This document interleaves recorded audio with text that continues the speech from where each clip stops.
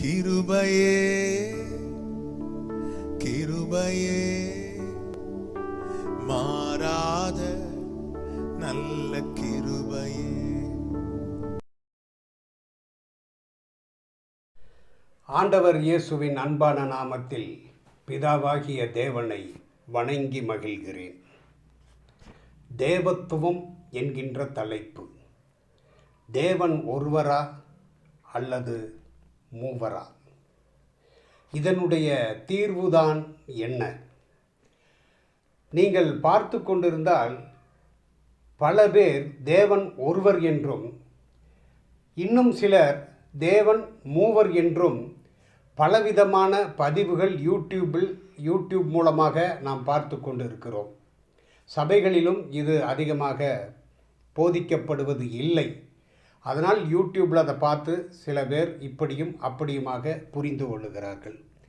இதனுடைய தீர்வு தான் என்ன? அருமையானவர்களே, உங்களுக்கு அன்பான ஒரு வேண்டுகோள்.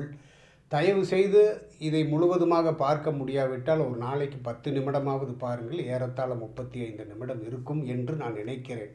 40 நிமிடம் வரையிலும் இருக்கும் என்று நினைக்கிறேன். நிறைய வசனங்கள் இருக்கின்றன. ஆனால் இந்த ஒருவரா மூவரா, இதனுடைய தீர்வு என்ன? இப்போ நம்ம ஊருக்கு போகிறோன்னு சொன்னால் உடனே பெட்டி எடுத்துகிட்டு புறப்பட்டு இருக்கக்கூடாது. எந்த ஊருக்கு போகிறோம், எந்த வழியாக போகிறோம், எதற்காக போகிறோம், இது மூணும் தெரிஞ்சாதான் நம்ம ஊருக்கு போகிறதுல ஒரு அர்த்தம் இருக்கும். அப்படி இல்லைன்னா நம்ம ட்ராவல் பண்ணிகிட்டே இருப்போம். ஒவ்வொரு ஸ்டேஷனாக ட்ரெயின் நின்றுட்டே போகும். எங்கே இறங்குறதுன்னு தெரியாது, எந்த வழியாக போகுதுன்னு தெரியாது. அதனால் எந்த ஊருக்கு போகிறோம், எதற்காக போகிறோம், எந்த வழியாக போகிறோம் என்பதை நாம் சரியாக தெரிந்து கொள்ள வேண்டும். இப்போ தேவன் ஒருவரா மூவரா, இதனுடைய தீர்வு தான் என்ன? என்னடா இவன் எப்போ பார்த்தாலும் இதவே பேசிகிட்டு இருக்கிறான் அப்படின்னு நீங்கள் நினைக்கலாம். என்னுடைய பதிவில் ஒரு பாதிக்கு மேற்பட்ட பதிவுகள் இதுவாகத்தான் இருக்கிறது. இது எனக்கு கொடுக்கப்பட்ட ஊழியமும் கூட. ஆசீர்வாதத்தை பற்றி பேசுவதற்கு ஆயிரம் பேர் இருக்கிறார்கள். அது நடக்குதோ இல்லையோ. நள்ளிரவில் வருபவன் கூட நல்ல காலம் பிறக்குது என்று தான் சொல்லி வருகிறான். அதுவும் ஒரு ஆசீர்வாதம் தான், உலக ஆசீர்வாதம். ஆண்டவர் இயேசு இந்த உலகத்தில் வந்து ஊழியம் செய்த காலத்தில், அதற்கு பிறகு அப்போஸ்தலர்கள் ஊழியம் செய்த காலத்தில், அதற்கு பிறகு 1ஆம் நூற்றாண்டு முழுவதும் பரிசுத்த வேதாகமத்தில் நாம் வாசிக்கின்ற போது சதுசேயர் பரிசேயர் என்று 2 கூட்டத்தார் இருந்தார்கள். இயேசு கிறிஸ்து எங்கெல்லாம் போகிறாரோ அங்கெல்லாம் சதுசேயரும் பரிசேயரும் போனார்கள். இவர்கள் 2 பேரும் நேர் எதிர் கொள்கை உடையவர்கள். ஆனால் ஆண்டவர் இயேசுவுக்கு பின்னால் சென்றார்கள், அப்போஸ்தலருக்கு பின்னாலும் சென்றார்கள். ஆனால் அவர்களுக்குள் எந்த சண்டை சச்சரவுகளும் வாக்குவாதங்களும் விவாதங்களும் வந்ததில்லை. ஆண்டவர் இயேசு பிரசங்கித்து கொண்டிருக்கின்ற போது அவர் பரிசேயருக்கு சாதகமாக ஏதாவது இருக்குமானால் பரிசேயர் சதுசேயரை பார்த்து காலரை தூக்கிவிட்டு நிற்பார்கள். சதுசேயருக்கு சாதகமாக இருக்குமானால் சதுசேயர் பரிசேயரை பார்த்து காலரை தூக்கிவிட்டு நிற்பார்கள், சிரிப்பார்கள், நகைப்பார்கள். ஆனால் என்றைக்குமே அவர்களுக்குள் அடிதடி வந்ததில்லை. அப்போஸ்தலனாகிய பவுல் ஒரு சமயத்தில் பேசுகின்ற போது கலகக்காரர்கள் தான் கலகம் செய்தார்களே தவிர சதுசேயரும் பரிசேயரும் மோதிக்கொண்டதாக அவ்வளவு சம்பவங்கள் பரிசுத்த வேதாகமத்தில் இல்லை. அதே போலத்தான் இன்றைக்கு ஆவிக்குரிய பெந்தகொஸ்தே சபை என்னும் கிறிஸ்தவ சபைகளில் தேவன் ஒருவர் என்று ஒரு கூட்டம், தேவன் மூவர் என்று ஒரு கூட்டம், இப்படி 2 கூட்டமும் ஆவிக்குரிய பெந்தகொஸ்தே சபையில் இருக்கிறது. ஆனால் அதை பற்றின ஒரு தெளிவான ஒரு விளக்கமோ அல்லது ஒரு தெளிவான ஒரு கூர் யாருக்கும் இல்லை. இதனுடைய தெளிவு வேண்டும் என்பது யாருக்கும் அதிகமாய் அதில் அக்கறை செலுத்துவதில்லை. அதனுடைய கூர் மழுங்கிவிட்டது. அதனால் இன்றைக்கு என்ன வேணாலும் எப்படி வேணாலும் நடந்துட்டு போட்டு என்று சொல்லி கொண்டிருக்கார்கள். ஒரு சபைக்கு போயிட்டுருக்கிறோன்னு வைங்களேன், நம்ம போயிட்டுருக்கும்போது யாராவது குறுக்கீடு செய்து தேவன் ஒருவரா மூவரா என்று கேட்கின்ற போது 30% பேர் தேவன் மூவர் என்று சொல்லுவார்கள். ஒரு 30% பேர் தேவன் ஒருவர்தான் 3 விதமாக காட்சி அளிக்கிறார்கள் என்று சொல்லுவார்கள். மீதி 40% பேர் அவர் ஒருவராக இருந்தால் என்ன, மூவராக இருந்தால் என்ன, 30 பேராக இருந்தால் என்ன, நம்ம ஆலயத்துக்கு போகணும், ஆண்டவரை ஆராதனை செய்யணும். அர்த்தமில்லாத ஆராதனை அது. ஒருவராக இருந்தால் என்ன, மூவராக இருந்தால் என்ன, 30 பேராக இருந்தால் என்ன. பல மாற்று மார்க்கத்தினர் எப்படி ஆலயத்திற்கும் கோயிலுக்கும் போகிறார்களோ அந்த மாதிரி நம்ம போயிட்டு வருவோம் என்று ஒரு அக்கறை இல்லாத, இதை பற்றி ஒரு தெளிவில்லாத ஒரு பகுதியினர் 40% பேர் இருக்கிறார்கள். ஆனால் 30% பேர் வேறுபட்ட நபர்கள் என்கிறார்கள், 30% பேர் ஒரே நபர் என்று சொல்லுகிறார்கள். சபைகளில் இன்றைக்கு எந்த போதகரும் இதை பற்றி தெளிவாக பேசுவதே இல்லை. ஒரே குறிக்கோளில், ஒரே கொள்கையில் நிற்பதும் இல்லை. ஆனால் எந்த சபை எடுத்தாலும் 30% பேர் வேறுபட்ட நபர்கள் என்று சொல்லுகிறவர்கள் இருக்கத்தான் செய்கிறார்கள். அவர்கள் ஏன் அப்படி 3 வேறுபட்ட நபர்கள் என்று சொல்லுவதில்லை என்று சொன்னால், நமக்கு 3 தெய்வங்களா, 3 நபர்கள் என்று சொன்னால் 3 தெய்வங்களா? இல்லை இல்லை, நமக்கு ஒரே தேவன், தேவன் ஒருவரே. அதனால் நம்ம என்ன பண்ணலான்னா, இப்படி 3 பேரும் ஒருவர் என்று சொல்லுவது தான் சரி என்று 3 பேரும் ஒரே நபர், பிதா, குமாரன், பரிசுத்த ஆவியானவர். இந்த 3 பேரும் ஒரே நபர்தான், தேவன் ஒருவரே. இந்த தேவன் ஒருவருக்குள்ளே 3 பேர் இருக்கிறார்கள், 3 பரிமாணங்களில் இவர்கள் செயல்பட்டு கொண்டிருக்கிறார்கள் என்று ஒரு கூட்டம். இன்னொரு கூட்டம், தேவன் ஒருவரே, ஒரே தேவன் 3 வேறுபட்ட நபர்களாக காட்சியளிக்கிறார்கள் என்று ஒரு கூட்டம். நன்றாய் கவனித்து பாருங்கள். ஒரே தேவன் 3 பரிமாணங்கள், 3 பேராக செயல்படுகிறார்கள். இன்னொரு கூட்டம், ஒரே தேவன் 3 வேறுபட்ட நபர்கள் என்று சொல்லுகிறார்கள். எப்படி இது சாத்தியமாகும்? ஒரே நபர் 3 பரிமாணங்களிலும் காட்சி கொடுக்க முடியாது. ஒரே தேவன் 3 வேறுபட்ட நபர்களாகவும் காட்சி கொடுக்க முடியாது. 2 பேரும் சொல்லதுக்கு, 2 பேரும் சொல்லுவதில் என்ன வித்தியாசம்? 2 ஒன்று தான். ஒருத்தர் ஒரே தேவன் 3 வேறுபட்ட நபர்கள், ஒருத்தர் ஒரே தேவன் 3 பரிமாணங்கள். அப்படின்னா இது எப்படி சாத்தியமாகும்? இது 2 பேர் சொல்லுவதும் சரிதானா?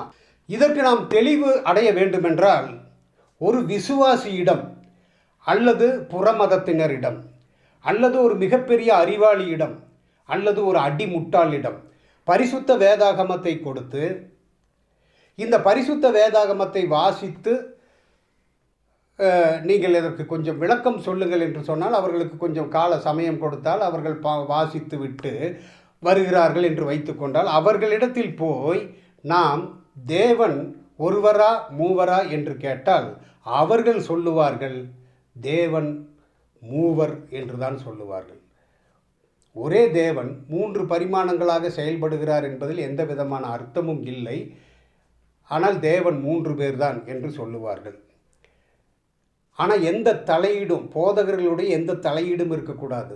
அதாவது 3 பேரும் ஒருவர் தான் என்று சொல்லக்கூடிய போதகர்களுடைய எந்த தலையீடும் இல்லாமல் இருந்தால், ஒரு விசுவாசியிடமாக இருந்தாலும் சரி, ஒரு புறமதத்தினராக இருந்தாலும் சரி, ஒரு மிகப்பெரிய அறிவாளியாக இருந்தாலும் சரி, அல்லது அடிமுட்டாளாக இருந்தாலும் சரி, அவர்கள் சொல்லுவது தேவன் 3 பேரும் 3 வேறுபட்ட தனித்தனி நபர்கள் என்று தான் சொல்லுவார்கள். ஏனென்றால் பரிசுத்த வேதாகமத்தில் அவ்வளவு தெளிவு இருக்கிறது. ஏறத்தாழ 7500 வசனங்கள் அப்படித்தான் இருக்கிறது. பரிசுத்த வேதாகமத்தில் 36,526 வசனங்கள் இருக்கின்றன. அதில் 4 ஒரு பகுதி, 7500 வசனங்கள் தேவன் 3 நபர்கள் என்றுதான் இருக்கிறது. இப்போ அப்படின்னா நமக்கு தேவன் யார் அப்படிங்கிற ஒரு கேள்வி நமக்குள்ள வரும். அப்போ தேவன் யார் அப்படிங்கிற கேள்வி வர்றதுனால தான் இவரை சொல்லலாமா அவரை சொல்லலாமா, பிதான்னு சொன்னால் இயேசு கிறிஸ்து கோவிச்சுக்குவார், இயேசு கிறிஸ்துன்னு சொன்னால் பிதா கோவிச்சுக்குவார், 2 பேரையும் சொன்னால் பரிசுத்த ஆவியானவர் கோவிச்சுக்குவார்.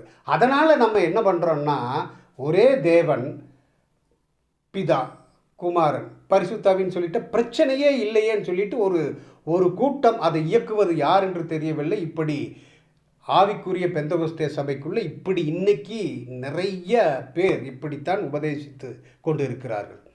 ஆராதனை செய்து கொண்டிருக்கிறவர்கள் கூட முழங்குவார்கள் ஆராதனையிலே, வானத்தையும் பூமியையும் படைத்த ஒரே தேவன் அவரே இறங்கி வந்தார் என்று அப்படியே பரிசுத்த வேதாகமத்தை கரைச்சி குடித்த மாதிரி பேசுவாங்க. ஆனால் இதுக்கெல்லாம் காரணம் என்ன அப்படின்னா, தேவன் ஒருவர் சொன்னால் இவர்களில் தேவன் யார் என்பது அவர்களுக்கு ஒரு மிகப்பெரிய கேள்வி. நான் வசனங்களை மட்டும் சொல்கிறேன், அதை நீங்கள் எடுத்து பார்க்குறதா இருந்தால் பார்த்துக்குங்க, இல்லைன்னா விட்டுருங்க. யோவான் 3:16 முதல்ல ஏன் சொல்கிறேன்னா அது எல்லாருக்கும் தெரியும், சண்டே ஸ்கூல் பிள்ளைகளுக்கு கூட தெரியும். யோவான் 3:16 தேவன் தம்முடைய ஒரே பேரான குமாரனை விசுவாசிக்கிறவன் எவனோ அவன் கெட்டு போகாமல் நித்திய ஜீவனை அடையும்படிக்கு அவரை தந்தருளி, எவரை? இயேசு கிறிஸ்துவை தந்தருளி இவ்வளவாய் உலகத்தில் அன்பு கூர்ந்தார். அன்பு கூர்ந்தவர் யார்? பிதாவாகிய தேவன். அப்போ தேவன் என்று யோவான் யாரை சொல்லுகிறான் என்பது உங்களுக்கு தெரியும். அதே மாதிரி யோவான் 1 யோவான் 4:9 அதையும் எடுத்து பாருங்கள், அதுவும் அப்படித்தான் இருக்கும். அப்போஸ்தலர் 2:24, 32, 13, 30 ஆகிய வசனங்களை எடுத்து பார்த்தால் அதில் பேதுரு தேவன் யார் என்று சொல்லுகிறான். ரோமர் 10:9 1 கொரிந்தியர் 15:57 அப்போஸ்தலனாகிய பவுல் யார் தேவன் என்று சொல்லுகிறான். இவர்கள் எல்லாம் விட்டுருங்க. நமக்கு எப்பவுமே பரிசுத்த வேதாகமத்தில் ஃபைனல் ஜட்ஜ், இறுதி நியாயாதிபதி யாருன்னா ஆண்டவர் இயேசு கிறிஸ்து தான். அவர்கிட்ட போய் கேட்டால் மார்க் 10:18 லூக்கா 18:19 22:69 மத்தேயு 27:46 மார்க் 15:34 ஆகிய வசனங்கள் ஒரு 4 வசனங்கள் எடுத்துக்காட்டுக்காக. ஆனால் புதிய ஏற்பாட்டில் முழுவதும் தேவன் யார் என்பதை நீங்கள் பார்க்கலாம். இப்போ இயேசு கிறிஸ்துக்கிட்ட கேட்குறாங்க. ஒரே ஒரு உதாரணத்தை மட்டும் சொல்லிக்கொண்டு போகிறேன். நல்ல போதகரே என்று ஒருவன் வருகின்ற போது ஆண்டவர் இயேசு சொல்லுகிறார், நீ என்னை நல்லவன் என்று சொல்லுவானேன், தேவன் ஒருவரை தவிர நல்லவர் ஒருவரும் இல்லையே என்று ஆண்டவர் இயேசு சொல்லுகிறார். அப்படியானால் இயேசு கிறிஸ்து தேவன் என்று யாரை சொல்லுகிறார்? அப்போ ஐயோ இயேசு கிறிஸ்து தேவன் இல்லையான்னு சொல்லிட்டு யாரும் கத்தி எடுத்துட்டு குத்தருக்கு வந்துடாதீங்க. இன்னும் நம்ம வசனத்தை பார்க்கலாம். அதே மாதிரி தேவன் யார் என்பதை நாம் புரிந்து கொண்டோம். அதே மாதிரி 3 பேர் என்பதற்கு ஆதாரமான சில வசனங்கள். ஆதியாகமம் 1:26 தேவன் நமது சாயலாகவும் நமது ரூபத்தின்படியையும் மனுஷனை உண்டாக்குவோமாக என்று சொல்லி மனுஷனை உண்டாக்கினார். ஆதியாகமம் 11:7 ஜனங்கள் ஜலப்பிரளயத்துக்கு பின்பு ஒரு சமபூமியை கண்டு கோபுரத்தை கட்ட முயற்சிக்கின்ற போது, நாம் வானத்தை அளவும் சிகரமுள்ள ஒரு கோபுரத்தை கட்டி நமக்கு பேருண்டாக பண்ணுவோம் வாருங்கள் என்று சொல்லி அவர்கள் ஒருவருக்கொருவர் அவர்கள் கோபுரத்தை கட்ட முயற்சிக்கின்ற போது தேவன் பேசுகிறார், நாம் இறங்கி போய் மனுஷர் கட்டுகிற கோபுரத்தை பார்ப்போம் என்று நாம் இறங்கி போய் என்று பார்க்கிறோம். அங்கே பன்மையிலே தேவனுடைய பெயர் குறிப்பிடப்படுகிறது. ஆதியாகமம் 3:5 அங்கே ஏவாள் சாத்தானிடத்தில் வஞ்சிக்கப்பட்டதற்கு பிறகு அதற்கு முன்னதாக சாத்தான் பேசுகிறான், அந்த பழத்தை சாப்பிட வேண்டாம் என்று தேவன் சொன்னதுண்டோ? அதற்குண்டான காரணம் என்னவென்றால், நீங்கள் அந்த பழத்தை சாப்பிட்டால் நன்மை தீமை அறிந்து தேவர்களைப் போல இருப்பீர்கள் என்று பிசாசு சொல்லுகிறார். நன்மை தீமை அறிந்து தேவர்களைப் போல இருப்பீர்கள் என்றால் அந்த நன்மை தீமை அறிந்து கொண்டிருக்கிற நன்மை தீமை என்னும் அறிவுள்ள தேவர்கள் யார்? தேவன் அல்ல, தேவர்கள் யார்? ஒன்று பிதா, இன்னொன்று அப்போ யாரையும் நம்ம சொல்ல முடியும்? 1 ராஜாக்கள் 20 23, 28 ஆகிய வசனங்களை வாசித்து பார்த்தால் இஸ்ரவேல் மக்கள் கூட்டத்திற்கும் சீரியருக்கும் ஒரு பெரிய யுத்தம் நடக்கிறது. சீரியர் பெனாத்தாத் என்கின்றவனுடைய தலைமையில் வருகிறார்கள். இங்கே இஸ்ரவேலர் யுத்தத்திற்கு தயாராக இருக்கிறார்கள். அப்பொழுது அவர்களுக்கு அங்கே ஒரு சத்தமும் ஆர்ப்பரிப்பும் கேட்டவுடன் அவர்களுக்கு ஒரு பதில் என்ன வருகிறது என்றால், ஐயோ அவர்கள் இஸ்ரவேலருக்கு வெற்றியை கொடுக்கின்ற தேவர், அவர்களுக்கு வெற்றி கிடைக்கும்.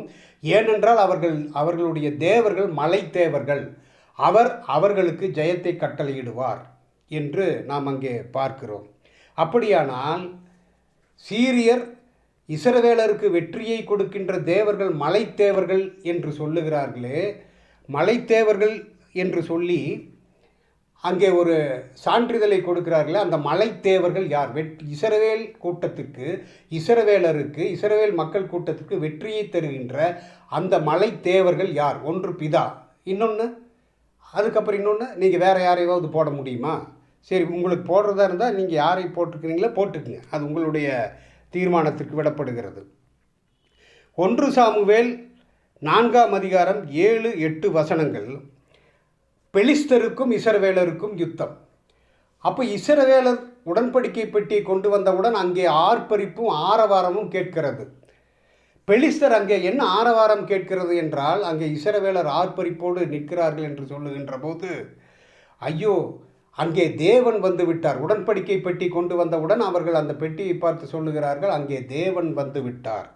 அந்த மகத்துவமான தேவர்களுடைய கைக்கு நம்மை விடுவிப்பவர் யார் என்று சொல்லுகிறார்கள். அப்படியானால் அந்த மகத்துவமான தேவர்கள் யார்?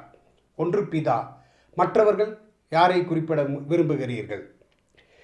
சரி, அது விட்டுறலாம். தானியேல் 4ஆம் அதிகாரம் 8, 9, 18 ஆகிய வசனங்களை நாம் வாசித்து பார்த்தால், நேபுகாத்நேச்சார் ஒரு சொப்பனத்தை கண்டு அதற்கு விளக்கம் சொல்லுகிறவர்களுக்கு பல பேரை தேடி யாரும் கிடைக்காததினால் சில பேர் அங்கே தானியேல் என்பவனை பற்றி சொல்லுகின்ற போது அவன் யார் என்று சொல்லுகிறான் நேபுகாத்நேச்சாருக்கு. அப்போ நேபுகாத்நேச்சார் தானியேல் வந்தவுடன் தானியேலை பார்த்து நேபுகாத்நேச்சார் சொல்லுகிறான், பரிசுத்த தேவர்களுடைய ஆவி உனக்குள் இருக்கிறதாக நான் காண்கிறேன் என்று சொல்லுகிறார். பரிசுத்த தேவர்கள், பரிசுத்த தேவனுடைய ஆவி அல்ல, பரிசுத்த தேவர்களின் ஆவி உனக்குள் இருக்கிறதை காண்கிறேன் என்று சொல்லுகிறான். அப்படியானால் அந்த பரிசுத்த தேவர்கள் யார்? ஒன்று பிதா, மற்றவர்கள் யாரை நீங்கள் சேர்க்க விரும்புகிறீர்கள் அந்த பட்டியலில்? தானியேல் 5ஆம் அதிகாரம் 11ஆம் வசனத்தில் நேபுகாத்நேச்சாருடைய மகன் ஒரு பெரிய குடிகாரனாக ஒரு விருந்து செய்து கொண்டிருக்கிறான். மதுபானங்களை எடுத்து வைத்து அவன் அங்கே அந்த ஆலயத்தில் இருக்கின்ற அந்த பாத்திரங்களை எல்லாம் எடுத்து வந்து குடிப்பதற்கு உபயோகப்படுத்துகின்ற போது தேவன் எச்சரிப்பின் சத்தத்தை அங்கே ஒரு சுவற்றிலே எழுதுகிறார். அப்பொழுது அவன் பயந்து அவனுடைய கைகாலெல்லாம் நடுங்கிவிட்டது பெல்சாத்சாருக்கு, நேபுகாத்நேச்சாருடைய மகன்.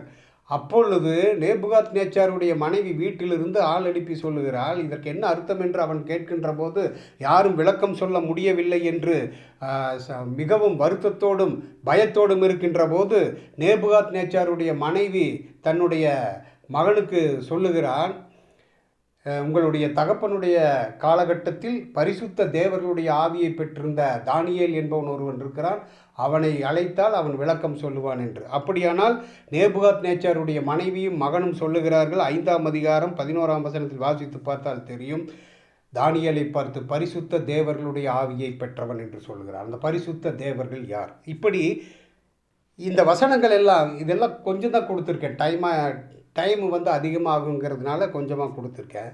7500 வசனங்கள் இருக்கின்றன. அப்போது ஆண்டவர் இயேசு என்ன சொல்லுகிறார்? யோவான் 10ஆம் அதிகாரம் 35ஆம் வசனத்தில், தேவ வசனத்தை பெற்றுக்கொண்டவர்களை தேவர்கள் என்று அவர் சொல்லி இருக்க, பிதாவினால் பரிசுத்தமாக்கப்பட்டும் உலகத்தில் அனுப்பப்பட்டும் இருக்கிற நான் என்னை தேவனுடைய குமாரன் என்று சொல்லுவதில் நான் தேவ தூஷணம் சொன்னாய் என்று நீங்கள் எப்படி சொல்லலாம் என்று கேட்கிறார். தேவர்கள் என்ற வார்த்தையை பிதாவானவர் அங்கீகரிக்கப்பட்ட ஒரு வார்த்தை என்று ஆண்டவர் இயேசு சொல்லுகிறார். அப்படியானால் தேவர்கள் பட்டியலில் தேவனுடைய குமாரன் நான் பிதாவினால் பரிசுத்தமாக்கப்பட்டவன். 2 பேரும் வேறுபட்ட நபர்கள் என்பதற்கும் இது சாட்சி. நான் பிதாவினால் பரிசுத்தமாக்கப்பட்டும் உலகத்தில் அனுப்பப்பட்டும் இருக்கிறவன். என்னை நான் தேவனுடைய குமாரன் என்று சொல்லுவதில் எப்படி தேவதூஷணம் சொல்லுகிறாய் என்று நீங்கள் சொல்லலாம் என்று கேட்கிறார். அப்படியானால் இந்த நம்ம முன்னாடி பார்த்த தேவன் ஒருவரே என்கின்ற பட்டியலில் அப்போஸ்தலனாகிய பவுல், பேதுரு, யோவான் மற்றும் இயேசு கிறிஸ்துவானவர் அத்தனை பேருமே தேவன் என்று பிதாவாகிய தேவனை சொன்னாலும் இயேசு கிறிஸ்து தேவனுடைய குமாரன் என்று அப்போஸ்தலனாகிய பவுல் முதல் அத்தனை அப்போஸ்தலர்களும் சொல்லியிருக்கிறார்கள். கிறிஸ்து தேவனுடைய குமாரன்.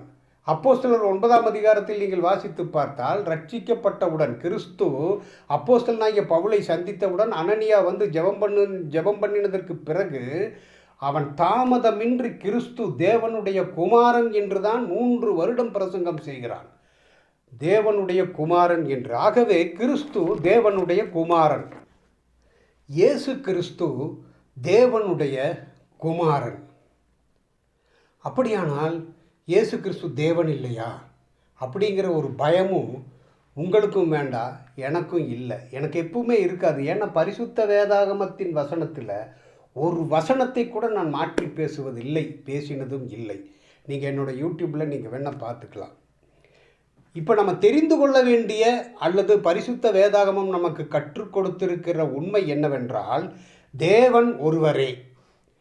அந்த தேவன் ஒருவரே என்பதற்காக கிறிஸ்து கோவிச்சுக்குவார், பரிசுத்த ஆவியானவர் கோவிச்சுக்குவாருங்கிறத ஒரே நபரை இப்படி தேவன், பிதா, குமாரன், பரிசுத்தாவி அப்படின்லாம் நம்ம எடுத்துக்க வேண்டியதில்லை. தேவன் ஒருவரே, தேவனுடைய குமாரனும் தேவனே. தேவன் ஒருவரே, தேவனுடைய குமாரனும் தேவனே. 1 ராஜாக்கள் 11ஆம் அதிகாரம் 22, அந்த 1 ராஜாக்கள் 11ஆம் அதிகாரம் 12ஆம் வசனத்திலிருந்து நீங்கள் அப்படியே வாசித்து பாருங்கள். அங்கே அத்தாலியாளுடைய சரித்திரம். அத்தாலியாளுடைய மகன் அகசியா ராஜா, அவனை கொன்று போடுகிறார்கள். அவனை கொன்று போடுகின்ற சமயத்தில் யோவாஸ் என்பவனுக்கு 1 வயது. அவனை 6 வருடம் அவனை ஒளித்து வைத்து 7 வயது பையனாக இருக்கின்ற போது யோய்தா என்கின்ற ஒரு ஆசாரியன் அங்கே வழி நடத்துகிறான் அந்த மக்கள் கூட்டத்தை. அவன் இந்த ஆலயத்தில் ஒளித்து வைக்கப்பட்ட யோவாஸ் என்ற 7 வயது சிறுவனை கூட்டி வருகிறான். ஏனென்றால் ராஜ வம்சத்தில் இருக்கிறவன் ராஜாவாக வேண்டும். அப்போ அவர் என்ன சொல்லுகிறான் என்றால், ராஜகுமாரனை, நாம் பரிசுத்த வேதாகமத்தில் வாசித்து பார்த்தால் ராஜகுமாரனை அவர்கள் அழைத்து வருகிறார்கள். 7 வயது, சரியா நடக்க முடியுமான்னு தெரியல, ஆனால் அவனை கூட்டி வருகிறார்கள். ராஜகுமாரனை அழைத்து வருகிறார்கள். சிங்காசனத்தில் உட்கார வைக்கிறார்கள். உட்கார வைத்ததற்கு பிறகு ராஜா வாழ்க, ராஜா வாழ்க என்று சொல்லுகிறார்கள். யோய்தா என்கின்ற ஆசாரியன் அவனை வழிநடத்தினாலும் இங்கே யோவாஸ் என்கின்ற அந்த குழந்தைக்கு வயது 7, அவன் ராஜாவாகிறான். ராஜகுமாரனை அழைத்து வந்தார்கள், சிங்காசனத்தில் உட்கார வைக்கிறார்கள், ராஜா வாழ்க என்று சொல்லுகிறார்கள். ராஜகுமாரன் ராஜாதான். அவனுக்கு, ராஜாவுக்கு என்ன பவர், அதிகாரம், வல்லமை இருக்குமோ அது ராஜகுமாரனுக்கும் இருக்கிறது. ராஜகுமாரன் ராஜாதான். ஆதியாகமம் 24ஆம் அதிகாரத்தை நீங்கள் வாசித்து பார்த்தால் ஆதியாகமத்திலேயே மிகப்பெரிய அதிகாரம் 24ஆம் அதிகாரம். அங்கே ஆபிரகாம் தன்னுடைய ஒரே பேரான குமாரனுக்கு, ஈசாக்குக்கு பெண் தேடுவதற்காக ஒருவனை அனுப்புகிறான். அது எலியேசர் என்று பல பேர் சொல்லலாம். பாவம், அவர்களுடைய அறியாமை. அது எலியேசர் அல்ல. அந்த 24ஆம் அதிகாரத்தில் அந்த ஊழியக்காரன், அந்த அதிகாரத்தை நீங்கள் வாசித்து பார்த்தால் தெரியும், என்னுடைய எஜமானை தேவன் ஆசீர்வதித்திருக்கிறார். அங்கே போய் பெண் வீட்டாரிடத்தில் அவன் பேசுகிறான். என்னுடைய எஜமானை தேவன் ஆசீர்வதித்திருக்கிறார். என்னுடைய எஜமானுக்கு ஒரு மனைவி இருந்தால் அவள் இறந்து விட்டால், என்னுடைய எஜமானுக்கு ஒரே குமாரன், என்னுடைய எஜமானை தேவன் ஆசீர்வதித்திருக்கிறார் என்று அந்த அதிகாரம் முழுவதும் நீங்கள் பார்த்தால் 22 முறை ஆபிரகாமை அந்த ஊழியக்காரன் என்னுடைய எஜமான், என்னுடைய எஜமான், என்னுடைய எஜமான் என்று சொல்லுகிறான். கடைசியில் 24ஆம் அதிகாரம் 1 முதல் 64 வசனம் வரையிலும் 22 முறை ஆபிரகாமை என்னுடைய எஜமான் என்று சொல்லுகிறான். அப்புறம் அவர் ரெபேக்காளை அழைத்து வருகிறான். அழைத்து வருகின்ற போது அந்த பார்டருக்கு வந்தாச்சு. எல்லைக்கு வந்த உடனேயே ரெபேக்காள் பார்க்கிறாள், அங்கே ஒரு நல்ல ஒரு மனிதன் நடந்து வருகிறான். அந்த மனிதனை பார்த்து ரெபேக்காள் இந்த ஊழியக்காரனிடத்தில் கேட்கிறான், அதோ அங்கே ஒரு மனிதர் வருகிறாரே, யார் அவர் என்று கேட்கின்ற போது இந்த ஊழியக்காரன் பார்த்தான், அவர் ஈசாக்கு, அவர் என் எஜமானுடைய ஒரே குமாரன் என்றெல்லாம் சொல்லவில்லை. யார் அவர் என்று கேட்ட உடனே இவன் பார்த்த மாத்திரத்தில் அவன் சொல்லுகிறான், அதோ அவர்தான் என் எஜமான் என்று சொல்லுகிறான். 22 முறை ஆபிரகாமை என் எஜமான், என் எஜமான் என்று சொல்லி கொண்டிருந்த அந்த ஊழியக்காரன் ஈசாக்கை பார்த்தவுடன் அவர்தான் என் எஜமான் என்று சொல்லுகிறான். அருமையானவர்களே, எம்டி மகன் எம்டி தான், எஜமானுடைய மகன் எஜமான் தான், ராஜாவின் மகன் ராஜகுமாரன் ராஜா தான், தேவனுடைய குமாரன் தேவகுமாரன் தேவன்தான். இந்த காரியத்தை மனதிலே பதித்து கொள்ளாமல் தேவன் ஒருவரேன்னு சொன்னதுனால அப்படியே முக்கோணமாக திருப்பி அவர்தான் இவர், இவர்தான் அவர், அவரும் இவரும் ஒருவர்தான் என்பது அது சரியாக அறிந்து கொள்ள முடியாமல் பேசுகின்ற அறியாமையின் ஆற்றல் என்பதுதான் இதில் தெரிகிறது. ஆனால் அவர்கள் புரிந்து கொள்வதை மற்றவர்களுக்கு புகுத்துகிறார்கள். அதுதான் நமக்கு வேதனையாக இருக்கிறது. தேவனுடைய குமாரன் தேவன், தேவன் ஒருவரே, தேவனுடைய குமாரனும் தேவனே. தேவனுக்கு என்ன அதிகாரம் இருக்கிறதோ அதே அதிகாரம் இயேசு கிறிஸ்துவுக்கும் இருக்கிறது. தேவனை பார்ப்பதற்காக ஒருவர் அவருடைய அரண்மனைக்குள் வந்து கொண்டிருக்கிறார் என்றால் அதை தடுத்து நிறுத்தக்கூடிய அந்த அதிகாரம் தேவனுடைய குமாரனுக்கும் இருக்கிறது.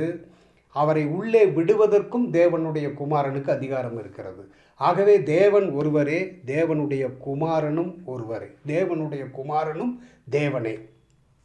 இப்போ இது தெரியாமல் சில பேர் என்ன சொல்கிறாங்க, சில பேர் இல்லை, இன்றைக்கி பல பேரை ஏன் அப்படி சொல்கிறாங்கன்னா, ஒன்லி ஜீசஸ் அமைப்பைச் சேர்ந்தவர்கள் நம்முடைய ஆவிக்குரிய பெந்தகோஸ்தே சபைக்குள்ளே நிறைய வந்துட்டாங்க. அதனால் அவங்க அப்படியே ஆள் மாறாட்டம் செய்வது போல நம்முடைய தேவனை ஆள் மாறாட்டம் செய்கிறவர் மாதிரி பேசுகிறார்கள். எண்ணாகமம் 18ஆம் அதிகாரம் 19ஆம் வசனம், 2 நாளாகமம் 13ஆம் அதிகாரம் 5ஆம் வசனம், நம்முடைய தேவன் நமக்கு மாறாத உடன்படிக்கையை தந்திருக்கிறார்.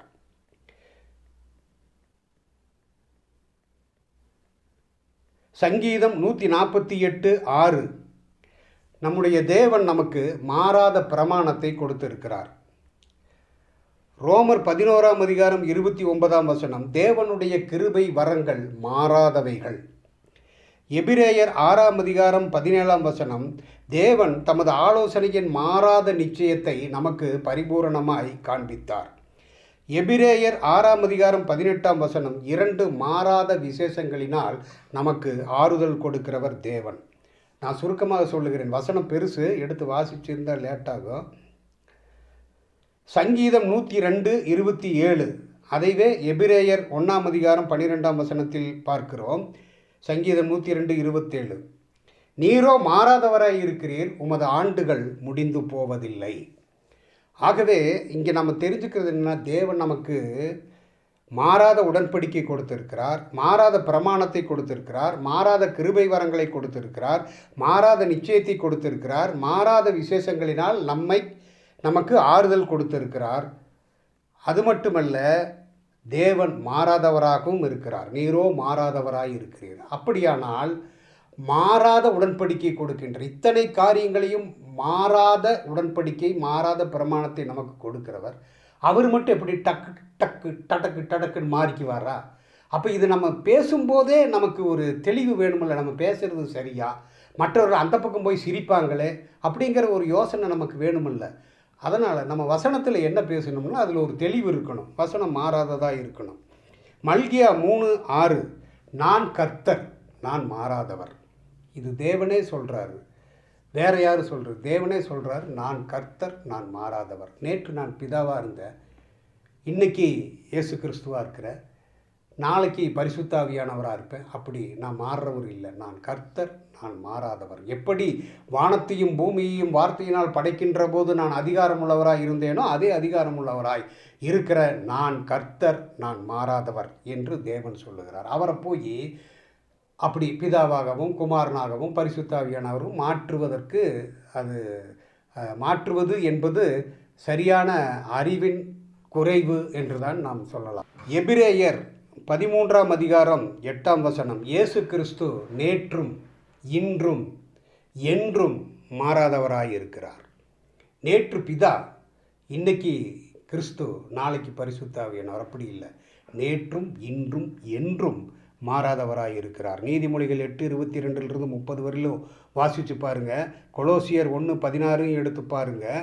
அங்கே தேவனுடைய குமாரன் எப்படி அதிகாரமுடையவராய் மாறாதவராய் தேவ சமூகத்தில் இருந்தாரோ, பிதாவினிடத்தில் இருந்தாரோ, அதே மாதிரி தான் தேவனுடைய குமாரனாகவே இன்றும் இருக்கிறார். இயேசு கிறிஸ்து நேற்றும் இன்றும் என்றும் மாறாதவராய் இருக்கிறார். இந்த வசனத்துக்கு கீழே அடுத்த வசனம், இதை சொன்னவர் அப்போஸ்தலனாகிய பவுல். எபிரேயர் நிருபத்தில் அப்போஸ்தலனாகிய பவுல் சொன்ன வார்த்தை, இயேசு கிறிஸ்து நேற்றும் இன்றும் என்றும் மாறாதவராய் இருக்கிறார் என்று சொன்னதற்கு அடுத்த வசனம், பலவித அந்நிய போதனைகளினால் அழைப்புண்டு திரியாதிருங்கள். அப்படின்னா இப்போ நம்ம பேசிகிட்டு இருக்கிறது அந்நிய போதனைகள் இல்லை, அது இருக்கிறதாகவே பேசுகிறேன். எந்த வசனத்தையும் கொஞ்சம் ஒரு இன்ச்சு கூட நம்ம நகர்த்துறதுக்கு இல்லை. அந்த வல்லமையும் அந்த அதிகாரமும் நமக்கு இல்லை. தேவன் அதை அப்படியே வகுத்து கொடுத்துருக்கிறார். அதனால் அந்நிய போதனைகளால் அழைப்புண்டு தெரியாதிருங்கள் என்று அப்போஸ்தலனாகிய பவுல் சொல்லுகிறார். 2 சாமுவேல் 22:27, சங்கீதம் 18:26. புனிதனுக்கு நீர் புனிதராகவும் மாறுபாடு உள்ளவனுக்கு நீர் மாறுபடுகிறவராகவும் தோன்றுவீர். தோன்றுவீர்னா மனசில் அப்படி ஒரு இது மனப்பிராந்தின்னு சொல்லுவாங்கள்ல, அந்த மாதிரி மாறுபாடு உள்ளவனுக்கு அவர் மாறுபடுகிறவராக. எப்படி மாறுபடுகிறவராக? பிதாவாக, குமாரனாக, பரிசுத்த ஆவியானவராக. இப்படி மாறுபடுகிறவராக தெரிவது யாருக்கென்றால் மாறுபாடு உள்ளவனுக்கு. புனிதனுக்கு நீர் புனிதராகவும் மாறுபாடு உள்ளவனுக்கு நீர் மாறுபடுகிறவராகவும் தோன்றுவீர். எனக்கு அல்லது பரிசுத்த வேதாகமத்தில் இருக்கின்ற வசனங்களை அப்படியே மாற்றாமல் பேசுகிறவர்களுக்கு தேவன் புனிதராகவே இருக்கிறார். எபிரேயர் 6:18 எவ்வளவேனும் பொய்யுரையாத தேவன். ஒரு இவ்வளவு பொய் அல்லது இவ்வளவு பொய்யெல்லாம் இல்லை, அல்லது எல்லளவு அல்லது முனையளவு கூட இல்லை. எவ்வளவேனும் பொய்யுரையாத தேவன் ஒரு வார்த்தை சொல்கிறார். என்ன வார்த்தைன்னா, மத்தேயு 3:17, 17:5, மார்க் 1:11, 9:7, லூக்கா 3:22, 9:35, 2 பேதுரு 1:17. இந்த வசனங்கள் எல்லாம் நீங்கள் எடுத்து பார்த்தீங்கன்னா, நீங்கள் எங்கே எடுத்து பார்க்க போகிறீங்க? இது இருந்தாலும் எடுத்து பார்த்தீங்கன்னா, எவ்வளவேனும் பொய்யுரையாத தேவன் ஒரு வார்த்தை சொல்கிறார். என்ன வார்த்தைன்னா, இவர் என்னுடைய நேசகுமாரன், இவரில் பிரியமாயிருக்கிறேன் என்று சொல்லுகிறார். எவ்வளவேனும் பொய்யுரையாத தேவன். இப்போ 3 பேரும் ஒருவர் தான் அப்படின்னு சொன்னால், அவர் தான் இவர், இவர் தான் அவர், இவரும் அவரும் அவர்தான் என்று சொன்னால், நம்ம தேவனை பொய்யுரைக்கிறவராக பார்க்கிறோம். அந்த பொய்யுரையாத தேவன் என்கின்ற வசனத்தை நாம் ஏற்றுக்கொள்ள வேண்டுமென்றால், இவர் என்னுடைய நேசகுமாரன் என்று தேவன் காண்பித்த அடுத்த நபரை நாம் ஏற்றுக்கொள்ள வேண்டும். இவர் என்னுடைய நேசகுமாரன், இவர் எனக்குள் இருக்கிறார் என்று சொல்லவில்லை. அவர் வானத்திலிருந்து பேசுகிறார், கிறிஸ்து பூமியில் இருக்கிறார், இவர் என்னுடைய நேசகுமாரன் என்று சொல்லுகிறார். பொய்யுரையாத தேவன், பொய்யுரையாதவர் என்று நாம் ஏற்றுக்கொள்ள வேண்டுமானால் 2 பேரும் வேறுபட்ட நபர் என்பதையும் நாம் ஏற்றுக்கொள்ள வேண்டும். அதை ஏற்றுக்கொள்ளாவிட்டால் தேவன் பொய்யுரைக்கிறவர் என்று நீங்கள் சொல்லுகிறீர்கள் என்பது பொருள். ஆதியாகமம் 27:18 29 வசனம் வரை வாசிக்கின்ற போது, ஈசாக்கினிடத்தில் யாக்கோபு நான் ஏசா என்று ஆள்மாறாட்டம் செய்கிறான். ஆசீர்வாதத்தை பெற்றுக்கொள்வதற்காக, ஏசாவுக்கு ஆசீர்வாதத்தை கொடுப்பதற்கு ஈசாக்கு காத்து கொண்டு இருக்கிறான்.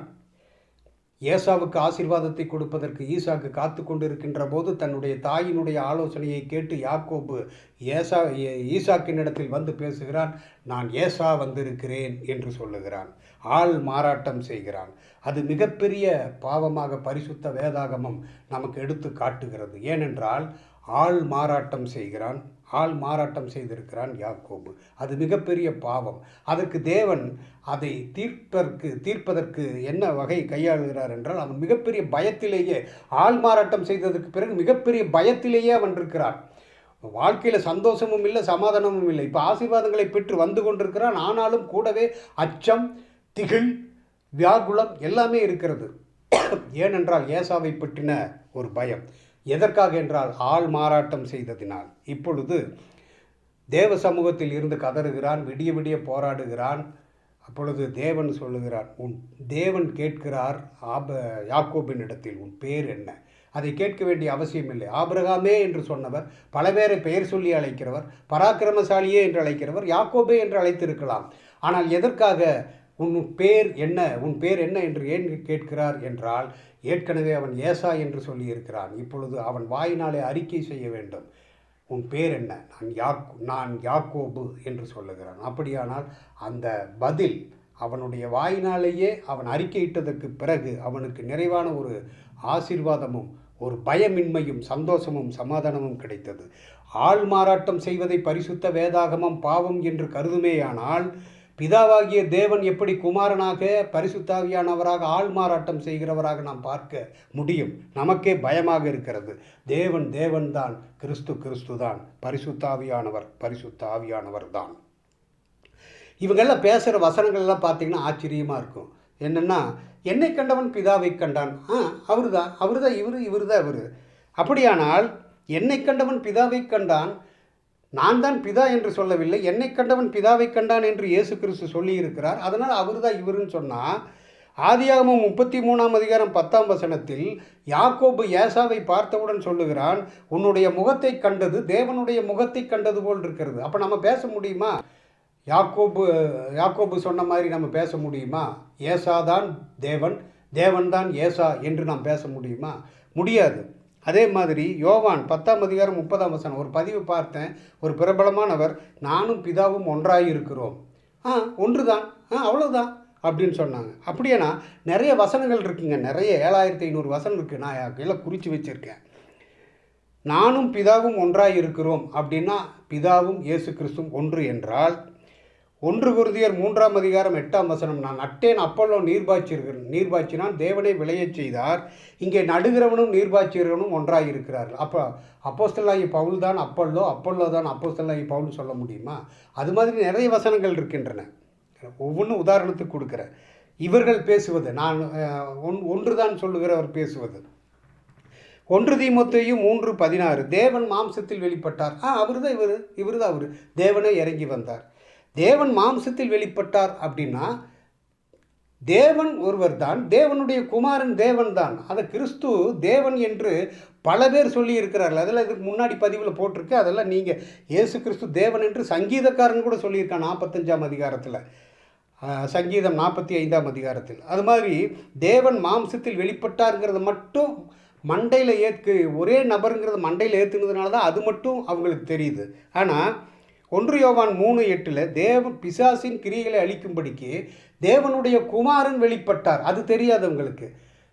தேவனுடைய குமாரன் வெளிப்பட்டார், தேவன் மாம்சத்தில் வெளிப்பட்டார், ரெண்டு ஒன்று தான். தேவனுடைய குமாரன் தேவன் தான். அந்த அர்த்தத்தில் தான் இந்த வசனம் கொடுக்கப்பட்டிருக்கிறது. ஆகவே அதிலும் இவர்கள் வெற்றி பெற முடியாது. ஏசாயா 9ஆம் அதிகாரம் 6ஆம் வசனத்தை எடுத்து பார்த்து 3 பேரும் ஒரே நபர்கள் என்று சொல்லுகிறவர்கள் என்ன சொல்லுவாங்கன்னா, நித்திய பிதா இயேசு கிறிஸ்து நித்திய பிதா, அவர் தான் இவர் தான் அவர்னா அந்த கண்ணில் இப்படித்தான் போட்டிருப்பாங்க வசனங்கள் எல்லாம். அந்த ஒரு லைன் தான். அதாவது ஒரு வசனம் எடுத்தால் பரவாயில்ல, அரை வசனம், கால் வசனம், அரைக்கால் வசனம். அந்த அரைக்கால் வசனத்தில் பாதி இதுதான் இவங்களுக்கே தெரியும்.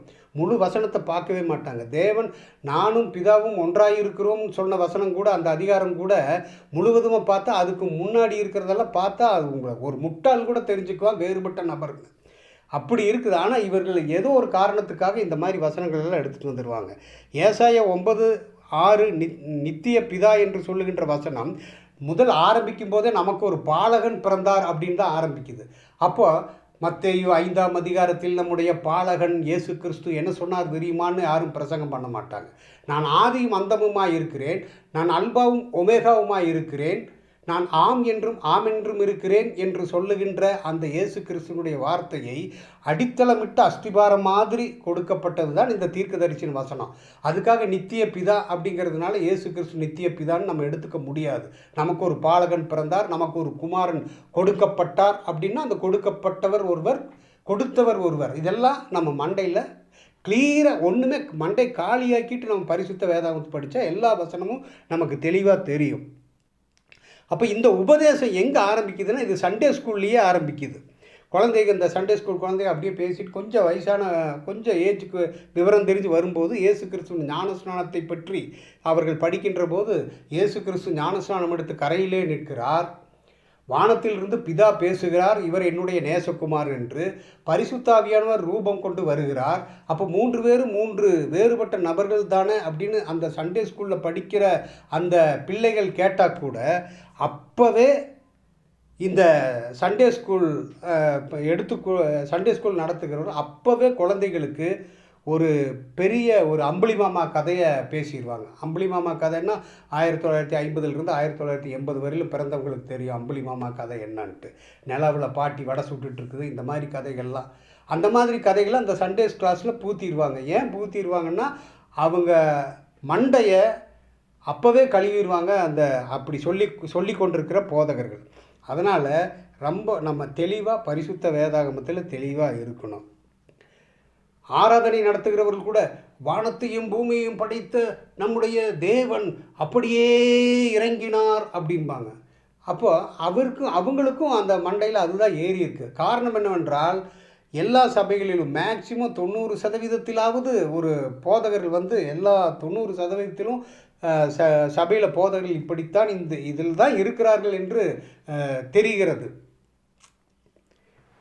அப்போ இவங்க எல்லாம் வசனத்தின்படி பார்த்தா ஆண்டவர் இயேசு கிறிஸ்து மத்தேயு 4ஆம் அதிகாரத்தில் பார்த்தா அங்கே பிசாசு சோதிக்க வரும்போது அவர் எப்படிப்பட்ட தேவன் இயேசு கிறிஸ்து. ஆனால் அவர் பிசாசை வெற்றி கொள்ளும்போது எழுதியிருக்கிறதேன்னு தான் சொல்கிறாரு. வேறு வார்த்தை ஆண்டவர் பேசலை. ஏன்னா பரிசுத்த வேதாகமத்தின் வார்த்தைக்கு தேவனுடைய குமாரன் நம்முடைய ஆண்டவர் கிறிஸ்துவே அவ்வளவு முக்கியத்துவம் கொடுக்கிறார்.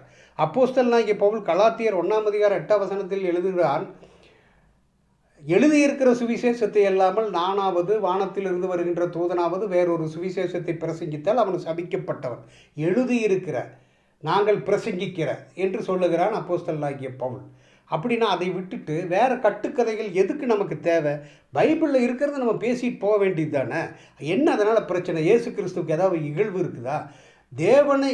தேவனை பார்க்க வேண்டும் என்றால் தேவனுடைய குமாரன் இல்லாமல் தேவனை பார்க்க முடியாது. இயேசு கிறிஸ்துவ நாமத்தை விட்டுவிட்டு நம்ம டைரெக்டாக பிதாவை தொழுது கொள்ள முடியாது.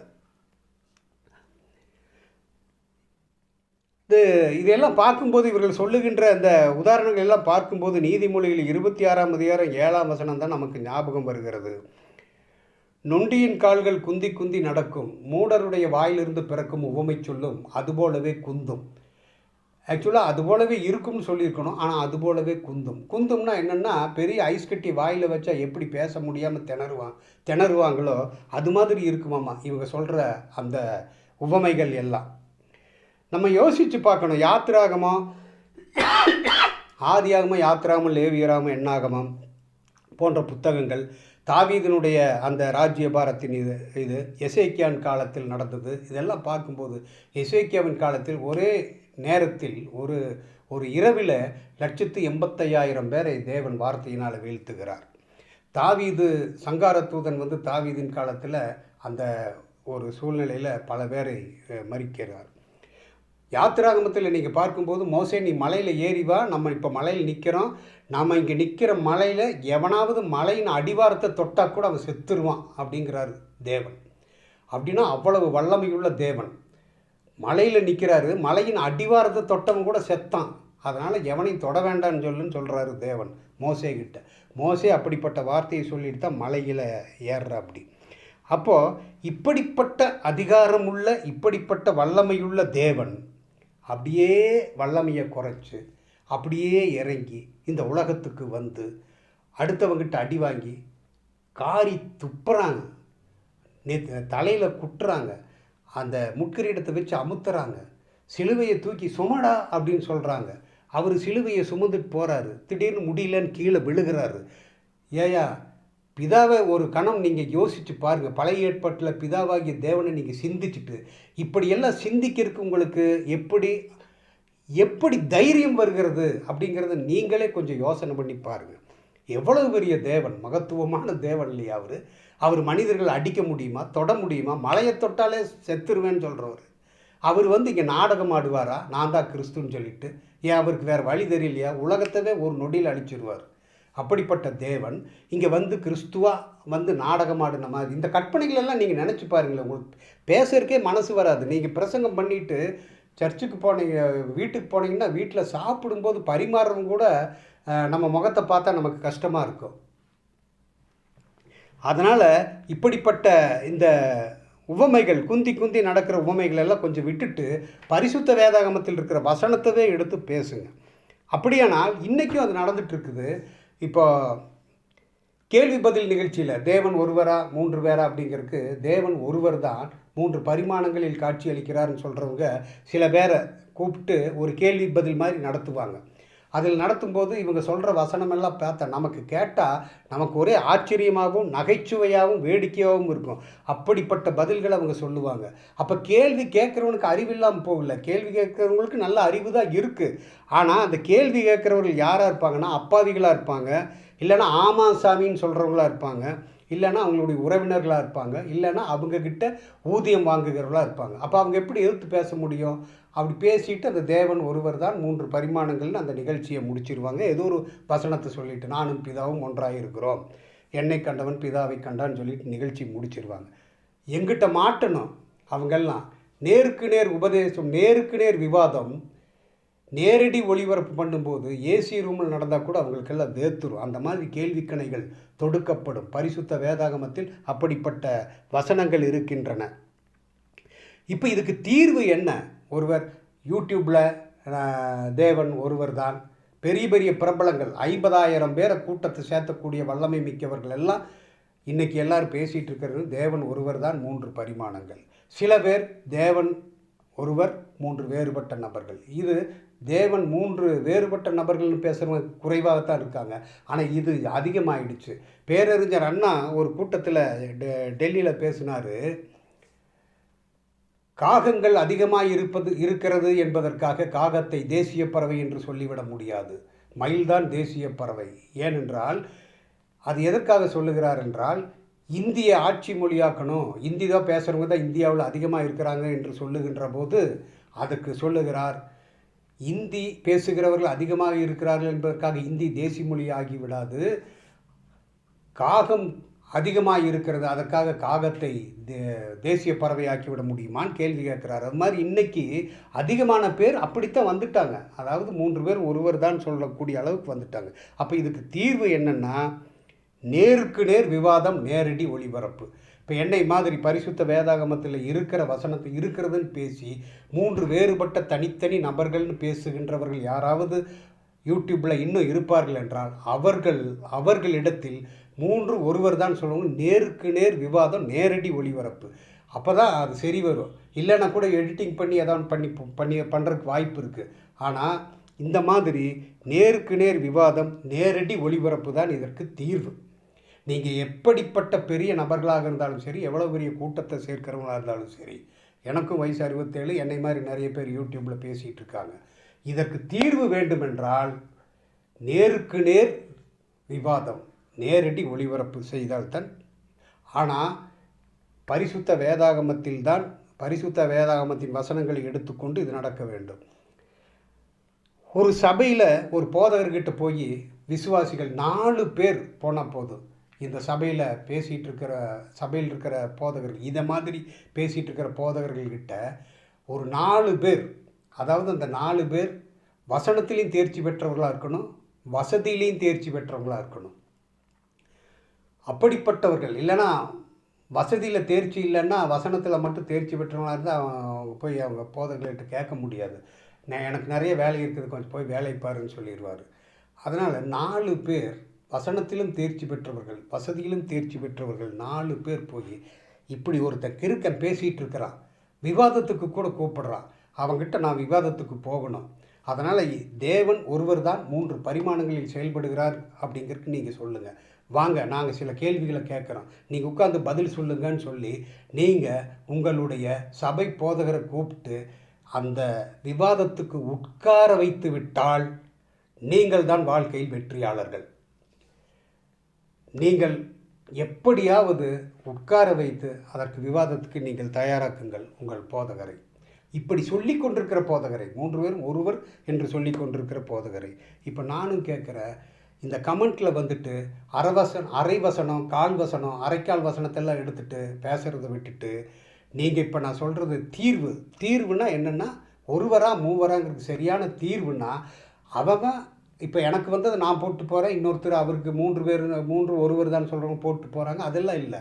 நேருக்கு நேராக விவாதிக்கிறதுக்கு நீங்கள் இந்த கமெண்ட்டில் கண்டபடி திட்டுறது, அறிவு இருக்கா, வசனத்தை படி, ஜெபம் பண்ணு அப்படின்னு எனக்கு அறிவுரை சொல்கிறது, எனக்கு மட்டும் இல்லை இந்த மாதிரி பேசுகிறவங்களுக்கு அறிவுரை சொல்கிறதெல்லாம் விட்டுட்டு, உங்களுக்கு கமெண்ட்ஸ் போடுகிறவர்களுக்கு ஒரு அன்பான வேண்டுகோள் என்னவென்றால், நீங்கள் ஒரு ஆளை பிடிங்க, ஒரு 10 பேர் சேர்ந்து ஒருத்தர் கூப்பிடுங்க, 600 பேர், 1000 பேர், 1000 குடும்பங்கள் உள்ள ஒரு சபை போதகராக இருக்க வேண்டும். இல்லைன்னா ஆடி தள்ளுபடியில் உங்களுக்கு ஒரு ஆஃபர், 600 குடும்பங்கள் உள்ள ஒரு சபை போதகராக இருந்தாலும் சரி, அவங்கக்கிட்ட ஒரு சின்ன அப்பாயின்மெண்ட், ஒரு டேட்டு மட்டும் வாங்கி கொடுத்துருங்க.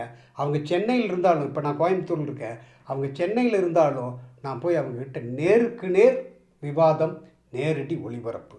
ஆனால் ஒரு நிபந்தனை என்னவென்றால், பரிசுத்த வேதாகமத்தின் வசனங்களை மட்டுமே ஒப்பீடு செய்ய வேண்டும். உதாரணத்துக்கு கொண்டு வர வேண்டும். முட்டை, அப்புறம் டீ தூள், பால், வெள்ளைக்கரு, மஞ்சக்கரு, அப்புறம் மலர், கலரு, வாசனை இந்த மாதிரி எல்லாம் எடுத்துகிட்டு வரக்கூடாது.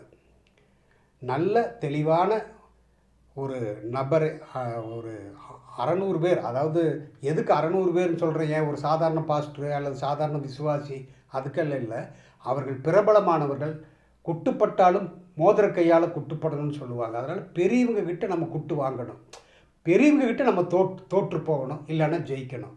அதனால் ஒரு 600 குடும்பங்கள் உள்ள சபையின் போதகர்கள் இந்த மாதிரி 3 பேர் ஒருவர் தான் பேசிகிட்டு இருக்கிறவங்க யாராவது இருந்தால் அப்பாயின்மெண்ட் வாங்கி எனக்கு கொடுங்க, நான் பறந்தடிச்சுட்டு போய் அங்கே போய் உட்கார்ந்துடுறேன். நேருக்கு நேர் விவாதம் பண்ணிக்கலாம், அதை நேரடி ஒளிபரப்பு பண்ணிக்கலாம், டெலிகாஸ்ட் பண்ணிக்கலாம். அதுக்குண்டான செலவுகள் எல்லாம் அதிகமாக இல்லை, கம்மி தான். ஆகவே கமெண்ட்டில் வந்து திட்டுறதை விட இப்படி ஒரு ஏற்பாடு செய்யுங்கள், அப்படின்னா உங்களுக்கும் அது இதாகும். இப்பொழுது நான் சொல்லுகின்ற அன்பான வேண்டுகோள், 3 பேரும் ஒருவர் என்று சொல்லுகிற கூட்டத்தை நீங்கள் சார்ந்தவர்களாக இருந்தாலும் சரி, 3 வேறுபட்ட நபர்கள் என்று சொல்லுகின்ற கூட்டத்தாராக இருந்தாலும் சரி, 2 பேரும் இதை கொஞ்சம் ஷேர் பண்ணுங்கள். நான் யாரையும் எப்பவுமே ஷேர் பண்ணுங்கன்னு சொன்னதில்லை. ஷேர் பண்ணி எல்லாருக்கும் தெரியப்படுத்துங்க. ஏன்னா தெரியப்படுத்தினா தான் இது அதிகமாக போனால் தான் இதனுடைய தெளிவு கிடைக்கும். இல்லைன்னா அவங்க அப்படி ஒரு பதிவு போட்டு போவாங்க, நான் இப்படி ஒரு பதிவு போட்டு போவேன், தெளிவு இருக்காது விசுவாசிகளுக்கு. ஆகவே விசுவாசிகள் தெளிவு பெற வேண்டுமென்றால், இந்த மூவரா ஒருவராங்கிறதில் தெளிவு கிடைக்க வேண்டுமென்றால், நேருக்கு நேர் ஒளிபரப்பு, நேருக்கு நேர் விவாதம், நேரடி ஒளிபரப்பு, இதுதான் தீர்வு. இதற்கு நீங்கள் கமெண்ட்டில் திட்டுறதை விட ஒரு 10 பேர் சேர்ந்து ஒருத்தர் அப்பாயின்மெண்ட் வாங்கி கொடுங்க, நம்ம பேசிக்கலாம். அது உங்களுக்கு அடுத்த பதிவில் அப்படி வரும். கடைசியாக ஒரு வசனம் வாசிச்சுட்டு முடிச்சிடுறேன். 1 தீமோத்தேயு 6ஆம் அதிகாரம் 3ஆம் வசனம்.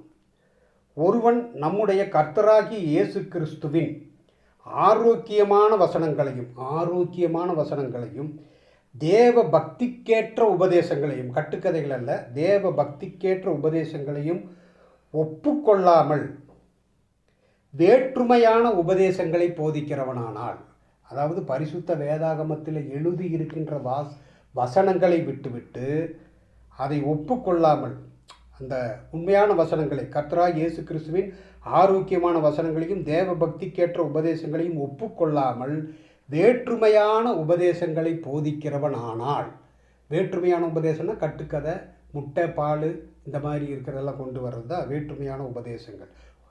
வேற்றுமையான உபதேசங்களை போதிக்கிறவனானால், மறுபடியும் வாசிக்கிறேன், ஒருவன் நம்முடைய கர்த்தராகிய இயேசு கிறிஸ்துவின் ஆரோக்கியமான வசனங்களையும் தேவ பக்திக்கேற்ற உபதேசங்களையும் ஒப்புக்கொள்ளாமல் வேற்றுமையான உபதேசங்களை போதிக்கிறவன் ஆனால்,